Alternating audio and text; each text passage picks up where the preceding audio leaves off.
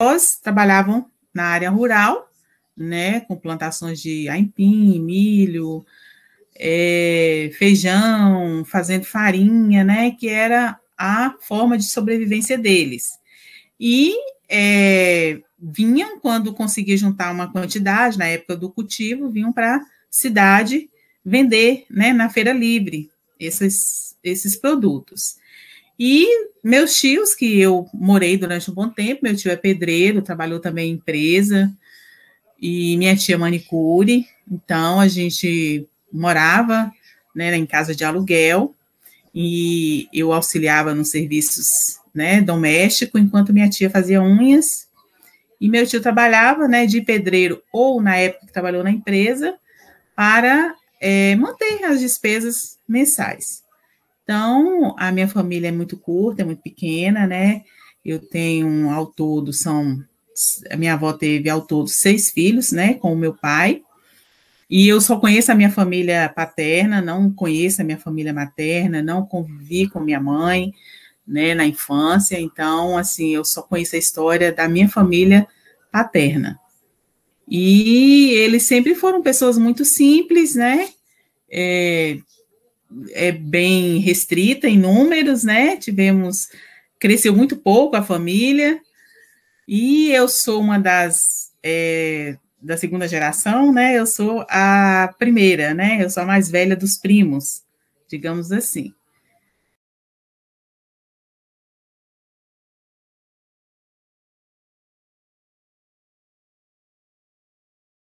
Né? Não tinha, como eu disse bem lá no início, não tínhamos vizinhos.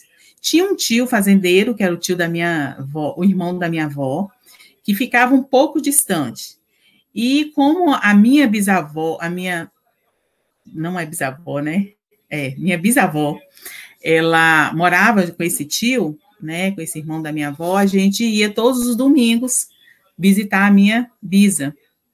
E lá meu tio tinha muitos filhos, né? Muitos filhos. Ele teve muitos filhos. E alguns eu fiquei ali, convivi pouco tempo ali brincando, conversando, né? Mas assim, às vezes tomando algum banho no rio.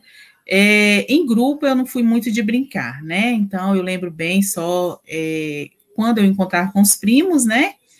Mas quando eles iam nesse sítio, né? Durante até os 8 anos, mas a maior parte do tempo eu brinquei sozinha, né? Eu andava pelo campo, eu pescava sozinha, eu subia em árvores, né? Dizia que era meu ônibus, viajava na imaginação, brincava com minhas bonequinhas, brincava de aquela brincadeira normal de toda menina, né? De panelinha, de comidinha.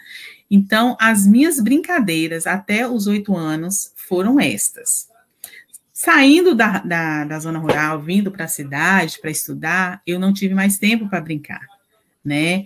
Eu tive que assumir uma realidade totalmente diferente daquela lá do sítio, onde era aquela menininha que vivia só, que tinha quase nada para fazer, super protegida, demais da conta pelo meu avô, né?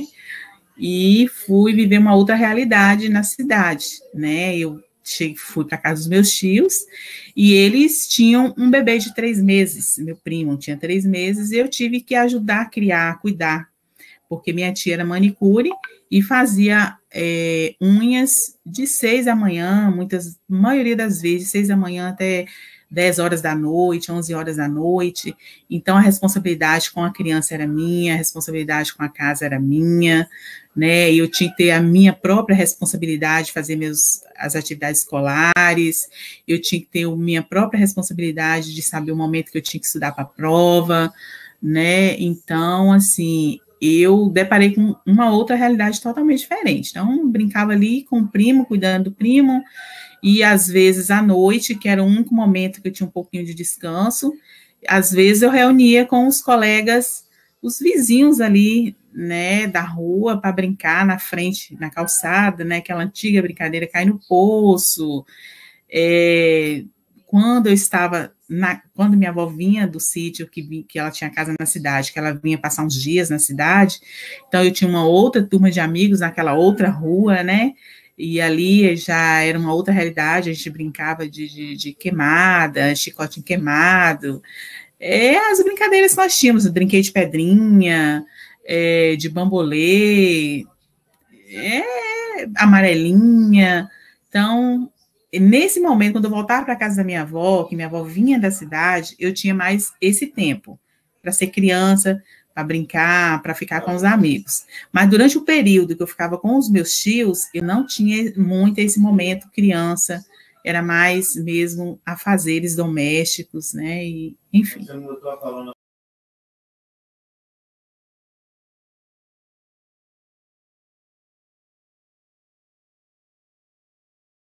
As mulheres que já estavam da minha época, né? Eu sou de 1979 e eu tinha uma referência maravilhosa, né? Na minha família, eu tenho uma tia que eu falo que ela é meu exemplo até hoje, eu tenho muita coisa parecida com ela até. Ela é uma mulher, era uma mulher que eu me espelhava muito, aquela mulher independente, aquela mulher bem resolvida, aquela mulher que resolvia tudo, né? Não esperava por homem, que estudava, quer estudar tal coisa, estudava, quer viajar para tal lugar, quer trabalhar de tal coisa. Então, já não existia essa proibição, né? Que houve anos atrás. Então, eu já peguei um tempo onde as mulheres já estavam bem assim à frente, já estava já conquistando legal o seu espaço.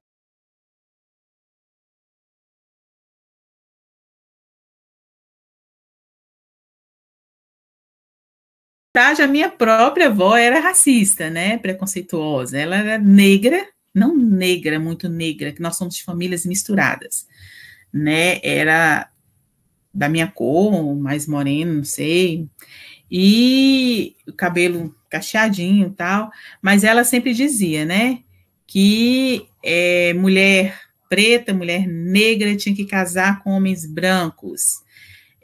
Quando ela se referia a uma mulher negra, eu sentia assim, uma certa diferença. Ela tratava todos bem, mas tinha uma diferença assim, no expressar, né, quando se referia a uma pessoa negra, né? E aí, quando fiquei mocinha, adolescente, comecei a chamar a atenção dos rapazes, e aí eu lembro perfeitamente uma frase que uma vez ela disse assim: gente, como assim, né? Uma menina de pouco tamanho, né? Eu sou baixinha, a família quase toda, falado da forma dela, preta, e chama tanta atenção assim dos rapazes, né? E ela realmente não entendia, porque para ela, a mulher que chama atenção é a mulher branca, uma mulher alta, de corpão, né? Então eu lembro, né? E é um pensamento, uma fala racista, né? Da minha própria avó, que era, né? Que já faleceu há 8 anos, da minha cor. Se não for mais escuro.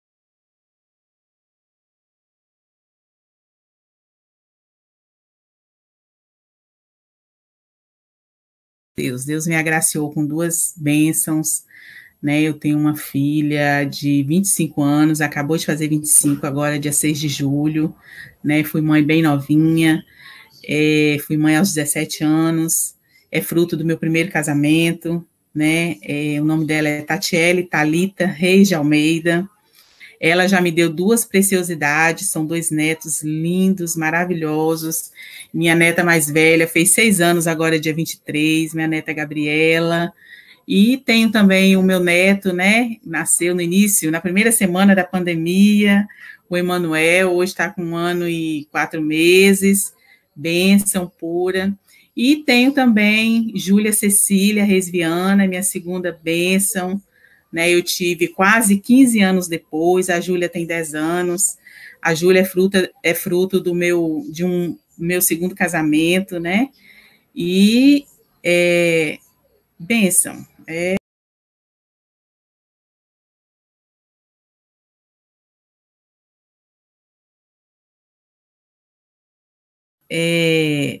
Pela minha avó, né, eu teria estudado só até a 8ª série, porque naquele tempo eles preparavam os filhos para estudar só até a 8ª série, achava que não era necessário mais nada, enfim, a oitava série estava ótimo. Só que quando eu estava na oitava série, eu já tinha esse primeiro namorado, que foi meu primeiro marido. E aí ele incentivou a concluir, né? Fazer o magistério, que era o estudo da época. E aí quando eu estava findando, no início do segundo ano, eu engravidei. E aí eu falei assim, não tem como mais, né? Vou ter que fazer igual minha avó falou, parar por aqui. Como que vai? Como que eu vou seguir, né? Com filho, terminar? O magistério não era fácil. Naquele tempo, o magistério perfeito. A gente saía mesmo formado professor mesmo, até melhor do que muitas faculdades hoje. E aí eu achei que eu tinha que parar, né? Mas ele ali incentivou, não, vai parar, você vai continuar e você vai terminar seu magistério, você precisa se profissionalizar, e você está tendo essa oportunidade. E aí ele foi o meu incentivo. Eu falo que hoje eu sou professora, eu devo esse incentivo a ele, né? E aí não foi fácil, né? A minha filha nasceu no mês de julho, e não foi fácil, não foi mesmo, foi bem. Não, na verdade, eu engravidei no final do primeiro ano. Aí, no segundo ano, eu já não queria mais ir para a escola. Ainda cheguei a faltar até um mês, mais ou menos, de escola, mas aí ele me incentivou, fez eu retornar, e aí, no mês de julho, a criança nasceu, e eu, né, bem, com bastante dificuldade. Aí, nisso, minha avó acabou me ajudando a cuidar da criança para mim ir para a escola. E segui, fui, até finalizei o terceiro ano. Quando eu fechei o magistério, fui cuidar de filho, né? Fui cuidar dessa criança, fui cuidar do casamento, e aí fiquei, não quis seguir a profissão, fiquei por ali um tempo, e ele incentivando, não, aí vamos dar outro jeito, mas você precisa seguir sua profissão. E eu dizia, não, eu quero cuidar de filho, eu quero cuidar da casa, né? Eu não quero esse negócio de trabalho para depois, né? Porque, na verdade, o magistério aconteceu na minha vida. Eu não escolhi ser professora, era a opção que tínhamos, eu não sonhei ser professora. Então, aconteceu o magistério e era o que depois era o que eu tinha, né, para iniciar a minha vida, minha carreira, minha vida profissional. E aí eu consegui, graças a Deus, finalizar, né, o magistério.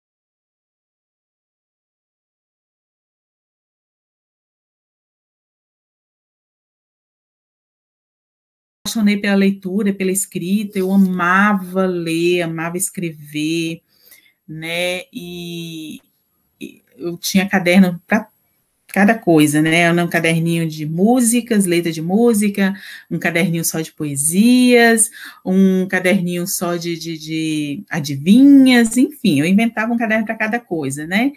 E assim, paixão total pela escrita. E aí eu dizia, quando eu comecei a entender melhor as coisas, eu falava assim: quero ser jornalista, quero ser uma escritora de jornal, de redação, né? Eu dizia sempre: você é uma jornalista, porque eu acho que lá escreve muito, né? Redigia muito texto, e durante meu tempo de estudante, já no F2, no Fundamental 2, as colegas aproveitavam muito disso, né? Eu redigia uma produção de texto para mim, outro para as colegas, e durante o F1, né, durante o primário, as professoras também aproveitavam de mim para me escrever no quadro, né? Então, eu sonhava profissionalmente em ser uma jornalista, né, uma escritora, trabalhar na redação de um jornal. E aí, com o tempo, né, já mais jovem, já mais velha, eu me apaixonei pela psicologia, né? Falava assim: não, acho que eu vou ser psicóloga. Gostava muito de ler Augusto Cury, né? Gostava muito dessas coisas da mente, né? E este ainda é um sonho, tá? É um sonho que ficou. Adormeceu por um tempo, devido a um monte de situações de vida que eu já vivi, que eu passei, mas ele reacendeu nos últimos tempos, e eu espero em Deus um dia fazer esse estudo.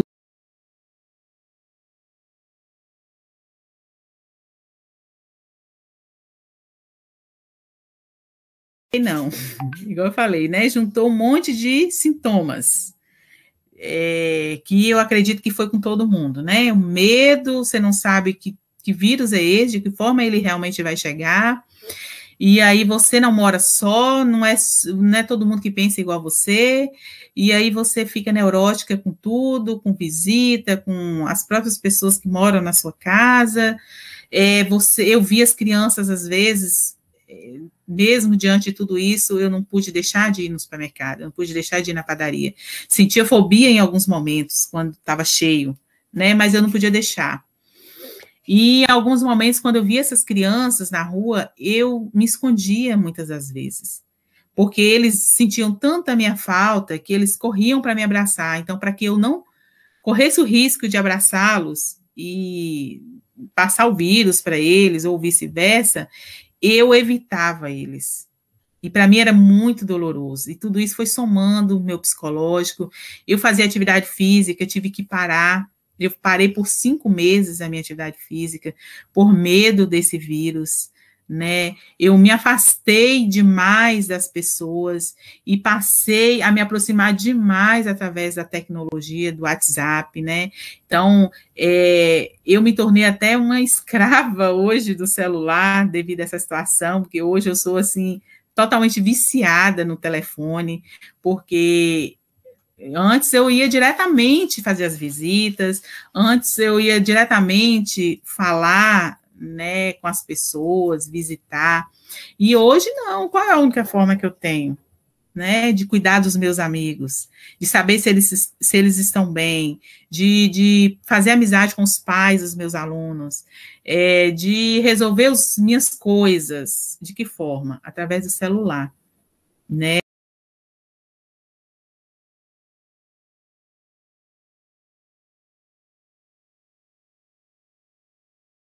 A saúde nunca foi tão importante como hoje. Antes a gente priorizava muitas outras coisas, né? Esquecia que, por mais que a gente precise de saúde, eu priorizo vida social, eu priorizo família, eu priorizo meu trabalho, né? A saúde depois eu cuido.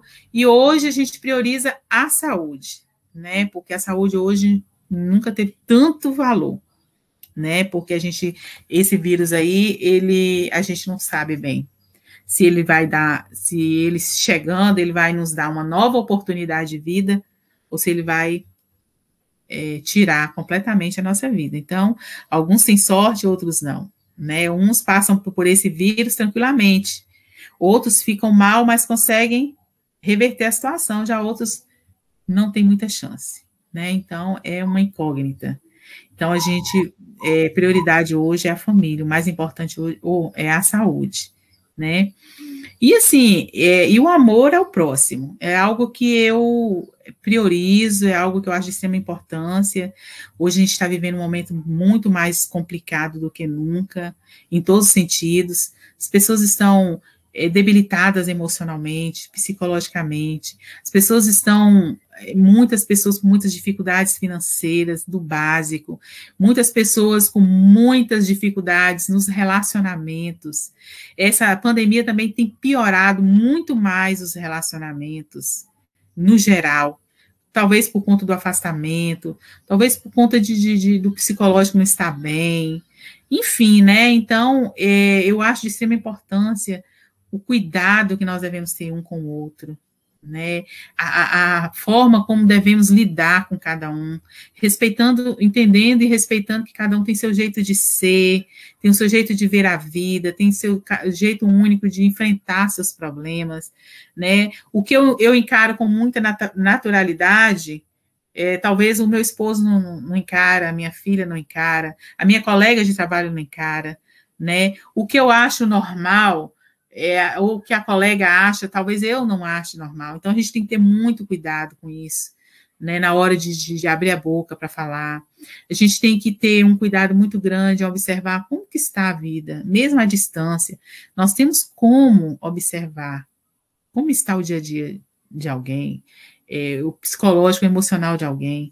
Então, o apoio nesse momento, né, o amor, o cuidado, a percepção, né, do próximo, ela deve ser bem, assim, acentuada, bem efetivada.